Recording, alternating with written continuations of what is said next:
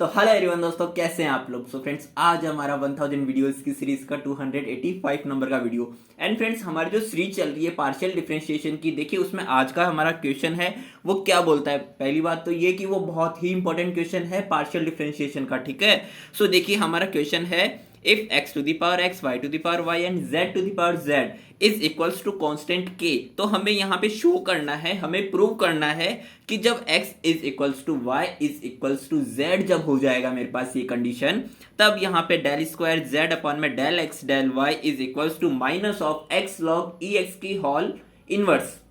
है ना। ये चीज हमें प्रूव करनी है। अब इस चीज को प्रूव करने के लिए फर्स्ट ऑफ ऑल हमें यहाँ पे कंसीडर करना पड़ेगा, क्योंकि यहाँ पे मैंने जो नोटिस किया है, मैं जो यहाँ पे ऑब्जर्व कर सकता हूँ वो ये कि जो हमारे पास में कंडीशंस गिवन है और जो हमें प्रूव करना है आगे जाके, वो प्रूव देखिए यहाँ पे डेल स्क्वायर z, यानी कि z का एक बार तो x के रेस्पेक्ट में, एक बार y के रेस्पेक्ट में पार्शियली डिफरेंशिएट किया गया है। तो हमने यहाँ पे ये चीज कंसीडर की है, ये चीज हमने कंसीडर की है कि z is the function of x and y variables. Okay, so z can be regarded as a function of x and y, जिसको मैंने लिख दिया है z is equals to function of x and y variable. Okay, so इसके लिए देखिए मैंने जो स्टेप 1 करना है, इनको यहाँ पे डिफरेंशिएशन करने से पहले मुझे सिंप्लीफाई करना पड़ेगा। एंड सिंप्लीफाई करने के लिए देखिए मैंने दोनों साइड लॉग लिया है, और लॉग लेने के लिए मैंने जो स्टेप 1 लिखा है वो क्या लिखा है, simplification of equation 1 to prepare it for differentiation. Okay, so यहाँ पे ये मेरे पास में इक्वेशन 1 थी, अब इसमें मैंने बहुत साइड्स लॉगरिथम ले लिया है।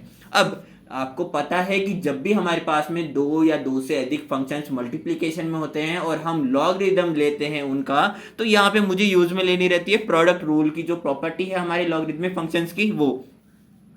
जो कि क्या बोलती है, log base a m n जो है, जिसको हम लिख सकते हैं log base a m plus में log बेस a n, यानी कि इन दोनों को जब ये मल्टीप्लिकेशन में थे तो इनको अलग करके लिखा हमने समेशन में। ओके, तो यही चीज मैंने यहाँ पे की है कि x y and z, x to the power x, y to the power y and z to the power z, तीनों फंक्शंस मल्टीप्लिकेशन में है, तो इनको मैंने लॉगरिथम यानी कि यहाँ पे लॉग प्रॉपर्टी यूज लेके इनको समेशन के रूप में लिख दिया है, तीनों को इंडिविजुअली, ठीक है, is equals to log of k, जो कि हमारे पास में क्या है, कांस्टेंट है। ओके, सो अब मैंने फर्दर जो यूज में ली है वो यूज में ली है पावर रूल, जो प्रॉपर्टी है लॉगरिथमिक फंक्शन की, जो कि क्या बोलती है, देखिए log base a m to the power जब n होगा, तो जो n है मेरी m की पावर, उसको मैं आगे ले जाके भी लिख सकता हूं, यानी कि n log base a m लिख सकता हूं मैं इसको, ठीक है, जिसको यूज में लेके यहाँ पे ये पावर आगे आ गई तो x log x, पावर आगे आ गई तो y log y, and power again आगे आ गई तो z log z is equals to log of k हो जाएगा, जिसको मैंने इक्वेशन 2 नाम दे दिया है। सो लास्ट पेज से जो हमारे पास रिजल्ट आया है उसको हम साथ लेके चलते हैं, और इसके बाद में मुझे जो स्टेप 2 यूज में लेना है वो क्या करना है, डिफरेंशिएट करना है इक्वेशन 2 को partially with respect to x taking y as a constant. अब जब मैं x के रेस्पेक्ट में करूंगा तो y को कांस्टेंट ले लूंगा, और जब मैं y के रेस्पेक्ट में करूंगा तो x को एज ए कांस्टेंट ट्रीट करूंगा। तो यहाँ पे मैंने स्टेप 2 में ये वाला चीज किया है कि x के रेस्पेक्ट में मैं कर रहा हूं इसको पार्शियली डिफरेंशिएट, किसको, z को, एंड देन इसके नेक्स्ट स्टेप में मैं z को y के रेस्पेक्ट में कर दूंगा पार्शियली डिफरेंशिएट। ओके, तो देखिए यहाँ पे जब मैं y को एज ए कांस्टेंट ट्रीट करूंगा तो y वाला जहां पे भी पूरा पूरा फंक्शन होगा वो मेरे पास में जीरो के ही खातिर होगा, ये वो तो जीरो में ही कन्वर्ट होने वाला होगा ना। एंड अगेन यहाँ पे x log x है, तो x का x के रेस्पेक्ट में कर रहा हूं, तो यहाँ पे u एंड v यानी कि x भी हमारे पास एक फंक्शन है एंड log x भी हमारे पास फंक्शन है, दोनों मल्टीप्लीकेशन में है। तो देखिए यहाँ पे मल्टीप्लीकेशन में है तो हमें पहले u डैश v प्लस में v डैश u, पहले एक का कर लो, दूसरे को एज ए कांस्टेंट ट्रीट करो, एंड देन दूसरे का कर लो, पहले को एज ए कांस्टेंट ट्रीट करो, ठीक है। तो देखो यहाँ पे x log x का होल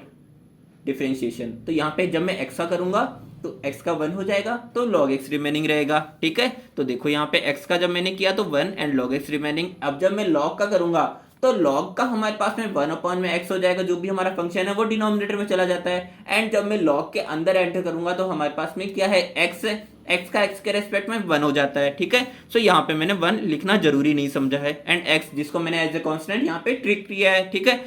जस्ट बिकॉज यहाँ पे दो फंक्शंस मेरे पास में मल्टीप्लिकेशन में थे। प्लस में जैसा कि मैंने कहा था कि y log y, यानी कि y को हम एज ए कांस्टेंट ट्रीट कर रहे हैं पूरी इक्वेशन में, क्योंकि यहाँ पे हम पार्शियली डिफरेंशिएट किसके रेस्पेक्ट में कर रहे हैं, x के, ठीक है। तो देखो यहाँ पे ये मेरा पूरा टर्म 0 हो जाएगा, एंड जब z के लिए ये होगा बात, तो z को हम 0 नहीं कर सकते क्योंकि z फंक्शन है x एंड y वेरिएबल का, ठीक है। तो यहाँ पे जो हमने y के साथ में सुलूक किया वो हम z के साथ नहीं करने वाले, यहाँ पे क्या करने वाले हैं, z log z है। तो देखो जब मैंने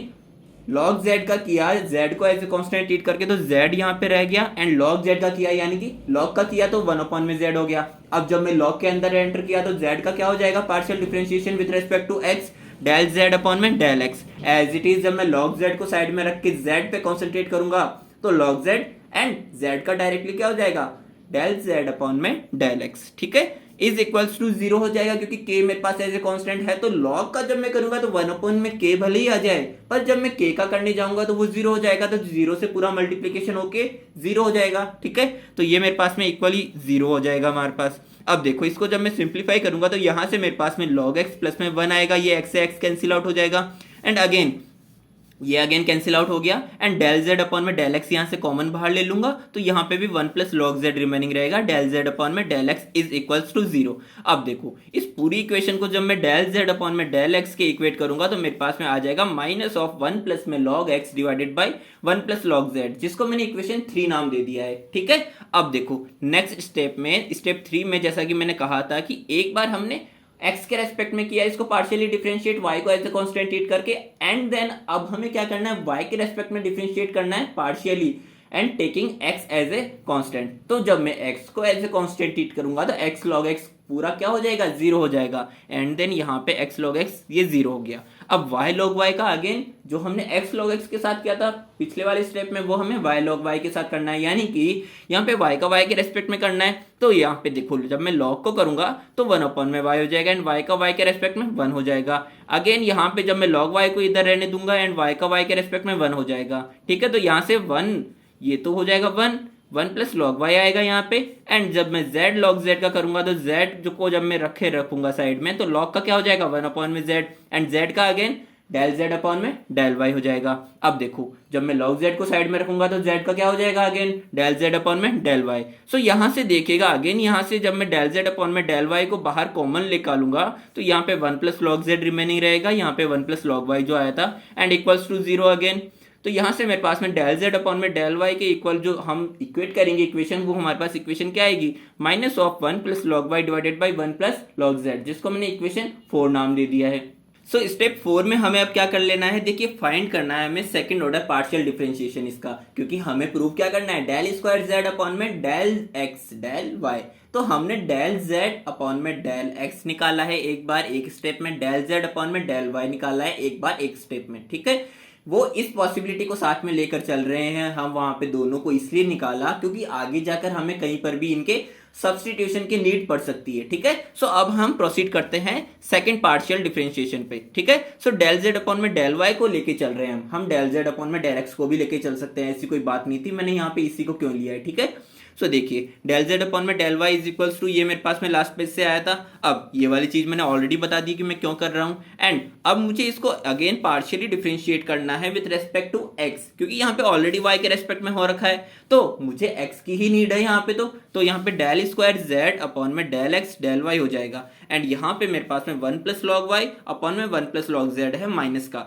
यानी कि ये मेरे पास में किसका रिजल्ट है, डेल z अपॉन में डेल y का, जिसको मुझे किसके रेस्पेक्ट में करना है डिफरेंशिएट, पार्शियली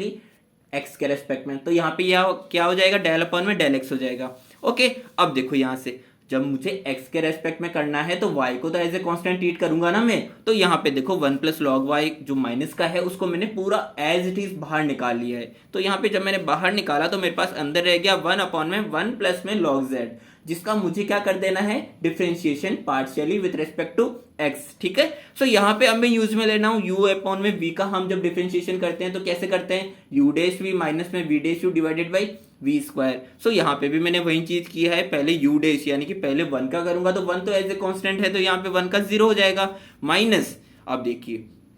1 का कर दिया हमने, अब हमें v का करना है यानी कि डिनोमिनेटर का करना है। तो 1 प्लस log z का जब हम करेंगे तो 1 का तो मेरे पास में 0 हो जाएगा, एंड log z का जब हम log का करने जाएंगे तो 1 अपॉन में z हो जाएगा, एंड जब log के अंदर एंटर करेंगे तो z का डेल z अपॉन में डेल x हो जाएगा, क्योंकि हम x के रेस्पेक्ट में कर रहे हैं, ठीक है। सो यहाँ से 1 अपॉन में z डेल z अपॉन में del x divided by v square आना है, ठीक है, अकॉर्डिंग टू आवर फॉर्मूला। तो यहाँ पे 1 प्लस log z का होल स्क्वायर हो जाएगा। अब देखो 1 plus log y 1 plus log y, ये माइनस का बाहर निकला तो यहाँ पे प्लस का हो जाएगा, एंड 1 प्लस log z जिसको मैंने ऊपर न्यूमरेटर में ले लिया वो पावर माइनस में हो जाएगी, 1 अपॉन में z डेल z अपॉन में डेल x, जो कि मेरा किसका रिजल्ट आया है finally, del square z upon में डेल x डेल y का, ओके।